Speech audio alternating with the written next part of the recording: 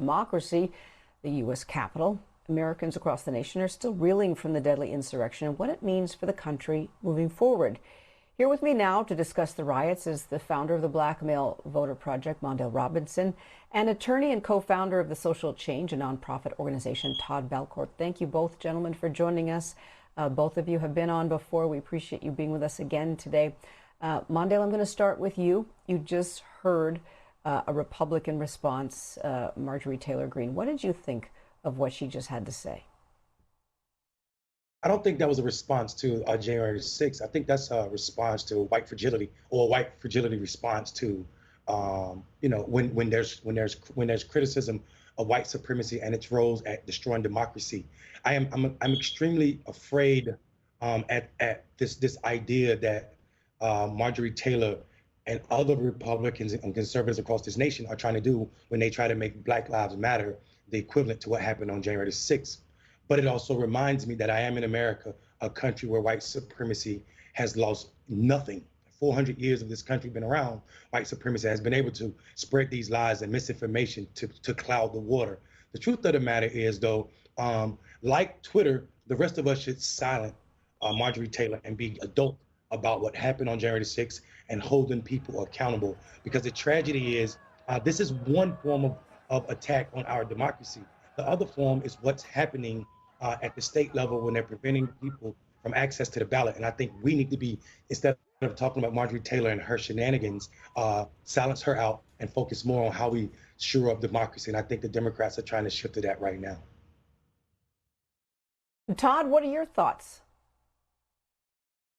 I agree. I think at the end of the day, we shouldn't be spending time focusing on the lies of Marjorie Taylor Greene. We should just focus on the truth of what our eyes actually saw on the day of January 6th. We saw how polarized this country is. We saw the really awakening of white nationalism. We saw the fact that even though that group of angry rioters, that angry mob was unsuccessful in overturning the election, they did successfully change the laws that will overturn future elections. So at the end of the day, while of course it's a false equivalency, compare the angry mob, the insurrection to any other protest for rights and justice in America, we have to appropriately label as a distraction and focus on the fact that we have a large and growing body of Americans who think it's okay to storm our Capitol, who think it's okay to say kill Mike Pence, who think it's okay to not hold people accountable for injuring 140 police officers and killing 7 people. So as long as we have what even Senator Ted Cruz calls a vicious attack on our government, on our democracy, taking place right underneath our noses, and we have people who ignore that, that is a great threat to our democracy, it's a great threat to our country, and it has to require full attention. So I'm glad the president made a speech about it today. I'm glad that people who are recognizing how vile this is and how dangerous it is for the future of our democracy are spending the time to try to unravel it and hold people accountable. But at the end of the day, this is something that's going to be written in history as the most dangerous threat to our democracy, to our country since September 11th, and it's appropriately so. Well, Mondale, both of you have made good points, but at the end of the day, we do have a number of Americans who don't view it the way that the two of you have expressed. They view it as a fight for their rights, for their democracy, for what they believe, whether or not they have the facts of that, of the election being rigged or fraudulent. So, Mondale, how do we get America back on track? Is it even possible when you have half of the country, part of the country, who are not viewing this the way that you just expressed? Yeah, I don't think, and to be honest, Laverne, I don't think majority of America has ever viewed America the way I viewed it, because America's been racist. I don't think it was ever on track. I think we need to be honest with ourselves and say American democracy for the past 10 years has been slipping away. Like I said earlier, we've been downgraded as one of the most successful democracies in this country, in this world. We're now on par with some of the places we call developing nations, and behind a lot of countries like Switzerland. We're no longer the most effective democracy in this world, and that should be awakening call for everybody. We dropped 11 points in this last round from the Economist Institute. It is also to say that, if we are to believe I think what you pointed out is a perfect example of why we don't need to focus on bipartisanship. If we're worried about bipartisanship, we wouldn't have had the civil rights achievements of the 60s. We wouldn't have ended slavery. So bipartisanship is this false narrative that is what we should be working towards. What we should be working towards is freedom and equality for all of American citizens. And we don't need to pull people along. If they're not with it, we've changed the rules where a simple majority can extend the rights. Like every time we pass a new amendment in the Constitution, we should be trying to extend more rights to more Americans, not limit them. And that's what's happening when we're talking about bipartisanship and focusing on that rather than on doing what's right for people's lives. So I don't need the majority of Americans or even half of them to come along. I just need the lawmakers in Washington, D.C. to get on the boat and start pedaling.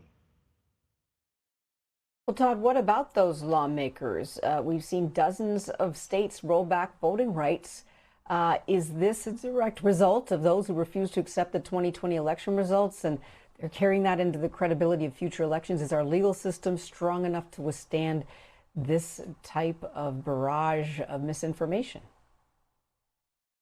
I think you're right. I think at the end of the day, this insurrection was not only a direct attack on a democracy on January 6th, it's been an attack on a democracy every day since.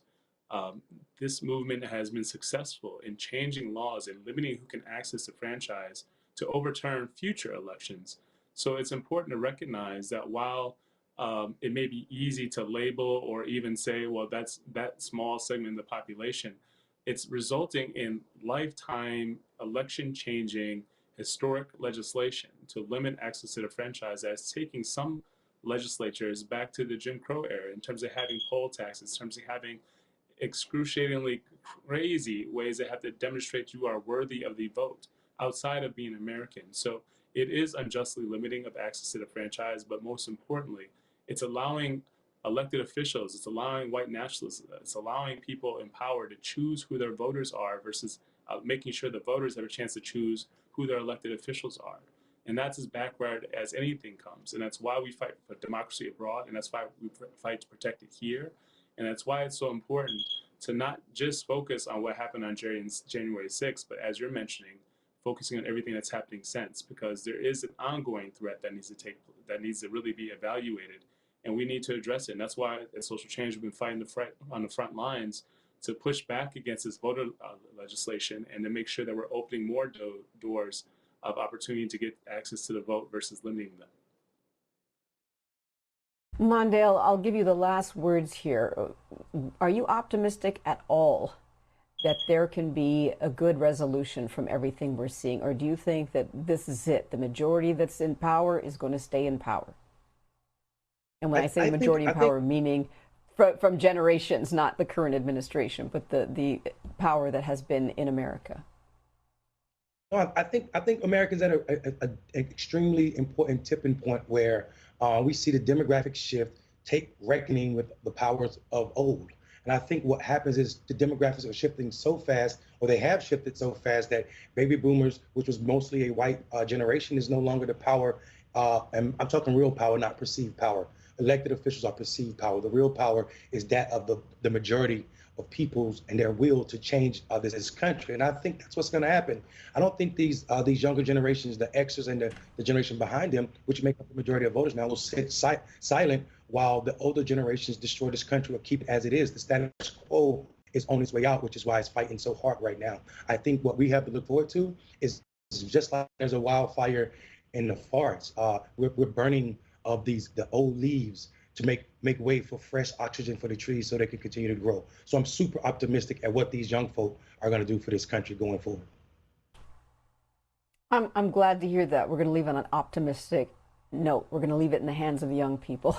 Attorney Todd Belcourt and activist Mondale Robinson, thank you both so much for joining us. And remember to stay with BNC all day for special coverage as we mark 1 year since the deadly attack on the Capitol.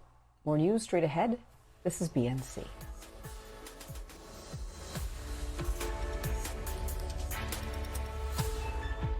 Closed captioning brought to you by Nutrisystem. Lose weight with America's #1 home delivery weight loss plan. Nutrisystem has answered the bell.